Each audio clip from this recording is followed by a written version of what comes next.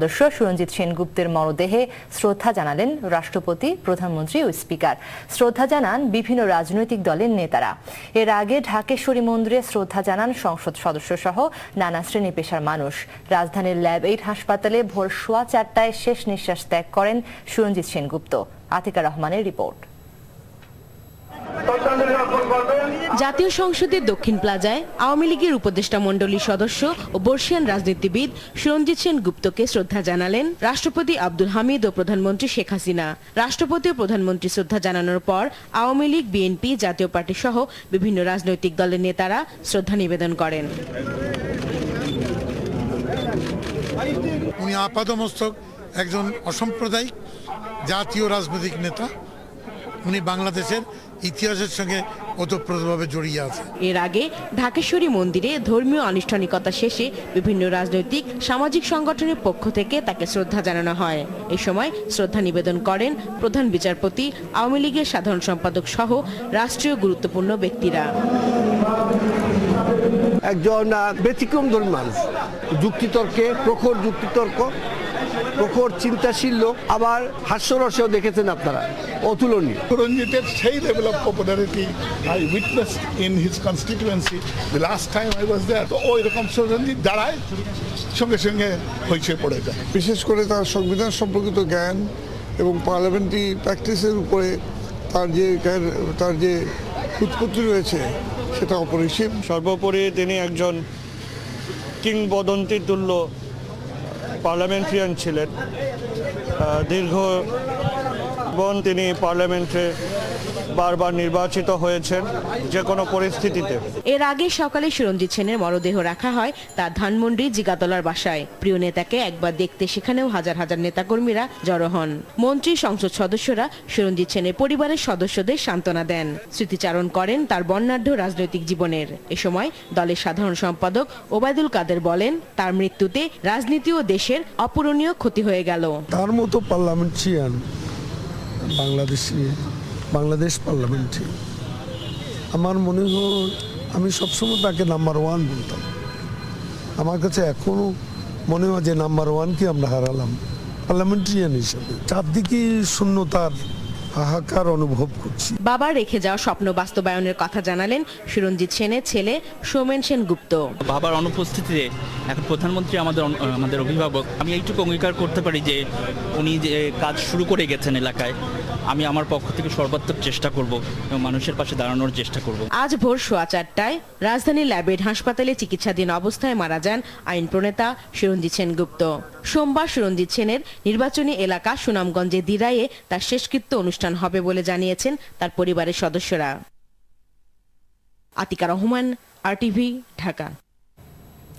এদিকে সুরঞ্জিত সেনগুপ্তের মৃত্যুতে গভীর শোক জানিয়ে বাণিজ্যমন্ত্রী তোফায়েল আহমেদ বলেছেন, দক্ষ পার্লামেন্টারিয়ান সুরঞ্জিত সেনগুপ্তকে হারিয়ে আওয়ামী লীগের অপূরণীয় ক্ষতি হয়েছে। ভোলা সার্কিট হাউসে সাংবাদিকদের কাছে মন্তব্য করেন তিনি। রাজনীতিবিদদের মধ্যে জাতীয় সংসদে তিনি একজন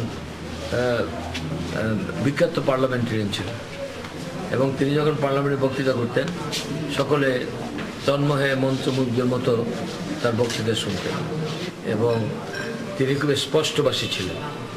যেটা বিশ্বাস করতেন সেটা তিনি বলতেন এবং তাতে তার কোনো দ্বিধাদ্বন্দ্ব ছিল না। সত্য কথাটা তিনি অকপটে বলে ফেলতেন। সিরাজগঞ্জে শাহজাদপুরে সমকাল সাংবাদিক আব্দুল হাকিম শিমুলকে গুলি করে হত্যার ঘটনায় জেলা আওয়ামী লীগের সাংগঠনিক সম্পাদক মেয়র হালিমুল হক মিরু সহ দুজনকে বহিষ্কার করেছে শাহজাদপুর উপজেলা আওয়ামী লীগ। দুপুরে উপজেলা আওয়ামী লীগের কার্যনির্বাহী কমিটির জরুরি সভায় এই সিদ্ধান্ত নেওয়া হয়। বহিষ্কৃত অপর নেতা হলেন KM নাসির উদ্দিন। এদিকে শনিবার রাতে নিহত সাংবাদিক শিমুলের বাড়িতে যান স্বাস্থ্যমন্ত্রী মোহাম্মদ নাসিম। এ সময় তিনি বলেন, গুলি করে সাংবাদিক হত্যা খুবই দুঃখজনক ঘটনা। জড়িতরা যত ক্ষমতাধরী হোক না কেন ছাড় দেয়া হবে না। মন্ত্রী নিহত সাংবাদিকের স্ত্রীকে নগদ অর্থ সহায়তা দেন এবং তাকে চাকরির আশ্বাস দেন।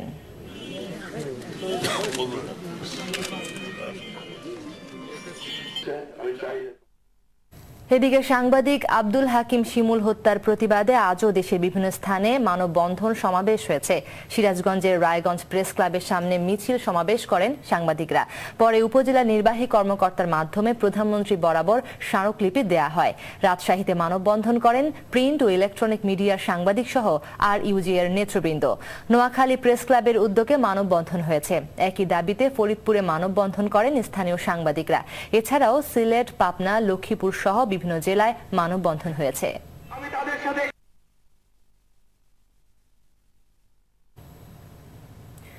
চিকিৎসক সংকটে বেহাল দশায় বরগুনার পাথরঘাটা উপজেলার একমাত্র স্বাস্থ্য কমপ্লেক্সটি। ভেঙে পড়েছে সেবার মান। স্বাস্থ্য কমপ্লেক্সটিতে 27 জন চিকিৎসক থাকার কথা থাকলেও সেবা চলছে মাত্র 2 জন দিয়ে। টেকনিশিয়ান, প্যাথোলজিস্ট না থাকায় পরীক্ষা নিরীক্ষার জন্য রোগীদের যেতে হচ্ছে হাসপাতালের বাইরে। আর এর ফলে জেলা সদর হাসপাতালে বাড়ছে রোগীর চাপ। বরগুনা উত্তর প্রতিনিধি ফেরদৌস খান ইমনের তথ্যচিত্রে রকিব মানিকের রিপোর্ট। বরগুনার পাথরঘাটা উপজেলার 50 শয্যা বিশিষ্ট স্বাস্থ্য কমপ্লেক্সটির স্বাস্থ্যসেবা চলছে খুঁড়িয়ে খুঁড়িয়ে। ডাক্তার সংকটের কারণে তাদের জন্য নির্ধারিত প্রায় প্রতিটি কক্ষই রয়েছে তালাবদ্ধ। দীর্ঘমেয়াদী প্রশিক্ষণের জন্য কেউ বা বদলি হয়ে চলে গেছেন অন্য জায়গায়। প্রতিদিনই অনেক রোগী ভিড় করেন স্বাস্থ্য কমপ্লেক্সটিতে, কিন্তু সেবা না পেয়ে চলে যান জেলা সদরের চিকিৎসা নিতে। সার্জিক্যাল, অর্থোপেডিক্স, গাইনি ও শিশুরোগ বিশেষজ্ঞ সহ গুরুত্বপূর্ণ পদ রয়েছে শূন্য। যদি অতি দ্রুত এখানে মহিলা ডাক্তার সহ আরো ডাক্তারের পদায়ন না করা হয়, তাহলে আমরা যে 2 জন চিকিৎসক রয়েছি, এত বড় হাসপাতালের সামগ্রিক স্বাস্থ্যসেবা অব্যাহত রাখা খুব কঠিন হয়ে পড়বে। মহিলা ওয়ার্ডে কিছু রোগী থাকলেও পুরুষ ওয়ার্ডে রোগী নেই বললেই চলে। টেকনিশিয়ানের অভাবে ব্যয়বহুল এক্স-রে মেশিনটির কিছু অংশ পড়ে রয়েছে বারান্দায়, আর কিছু অংশ বাক্সবন্দি। হচ্ছে না আল্ট্রাসোনোগ্রাম সহ প্যাথোলজি পরীক্ষা নিরীক্ষা। সংস্কারের কারণে সিজারের জন্য কক্ষটি রয়েছে তালাবদ্ধ। নেই পর্যাপ্ত নার্স, ওয়ার্ড বয়, ক্লিনার। ডাক্তারের অভাবে আসলে এই সিজারিয়ান সাইটটা টোটালি বন্ধ। সিস্টার কম থাকার কারণে আমরা প্রপার পেশেন্ট কেয়ার দিতে পারি না। ডাক্তার নাই। আমরা আসছি আজকে 3 দিন। হাসপাতালের পরিবেশটা খুবই খারাপ। দুরবস্থার কথা স্বীকার করে চিকিৎসক সংকট নিরসনের আশ্বাস দেন জেলা সিভিল সার্জন। পাথরঘাটায় আমার পদ হইল 27টি, কাগজ কলমে ওখানে 6 জন আছে, কিন্তু অ্যাকচুয়ালি কাজ করে 2 জনে। এই ব্যাপারে আমরা ঊর্ধ্বতন কর্তৃপক্ষকে জানিয়েছি, তারা বলছে প্রয়োজনীয় ব্যবস্থা গ্রহণ করার জন্য। উপজেলার একমাত্র হাসপাতালটির স্বাস্থ্যসেবার মান বাড়বে, এমনটাই দাবি পাথরঘাটা উপজেলাবাসীর। রকিব মানিক, RTV। স্বর্ণদ্বীপ নামে পরিচিত জাহাইজার চর একসময় ছিল সাধারণ মানুষের কাছে এক আতঙ্ক। 360 বর্গ কিলোমিটারের সেই দ্বীপই এখন স্বপ্ন দেখাচ্ছে আগামী দিনের সমৃদ্ধ বাংলাদেশের। বিশ্লেষকরা বলছেন, বড় কোনো পরিকল্পনার আগে দরকার দ্বীপটিকে রক্ষার ব্যবস্থা করা। প্রয়োজন সুপরিকল্পিত দীর্ঘমেয়াদী পরিকল্পনা। নোয়াখালীর স্বর্ণদ্বীপ থেকে ফিরে জানাচ্ছেন মারুফ রেজা। ক্যামেরায় ছিলেন শামসুজ্জামান শুভ। পৌষের ভোরে মেঘনার বুক চিরে এগিয়ে চলেছে লঞ্চ, গন্তব্য জাহাজের চর। চরের আশপাশ দিয়ে যাওয়া জাহাজ গায়েব করে দেয় জলদস্যুরা, তাই জাহাজের চর স্থানীয়দের কাছে মূর্তিমান আতঙ্ক। তবে এই আতঙ্ক এখন কেবলই মুখে মুখে, কেননা এখন আর নেই কোনো জলদস্যু। তাই আতঙ্কের জায়গায় ঠাঁই নিয়েছে স্বপ্ন।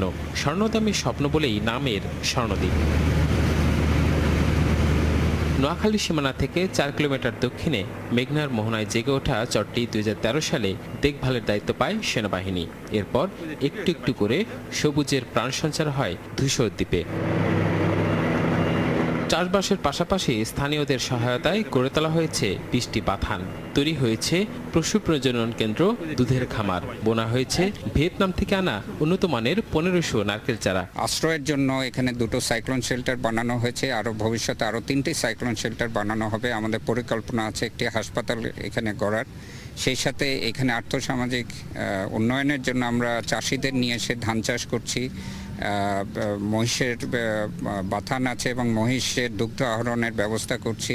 আমাদের ডেইরি প্ল্যান করা হচ্ছে। স্বর্ণদ্বীপকে ভবিষ্যতে সমৃদ্ধ বাংলাদেশের অংশীদার করতে সব ধরনের সহযোগিতার কথা জানালেন স্থানীয় জনপ্রতিনিধি। হাতিয়া সন্দ্বীপে যে চরগুলি জেগে উঠছে, এগুলি তোর ছিনানো ছটানো আছে, অগোছালো আছে, এগুলিকে ভালোভাবে কাজে লাগাইতে পারে নাই।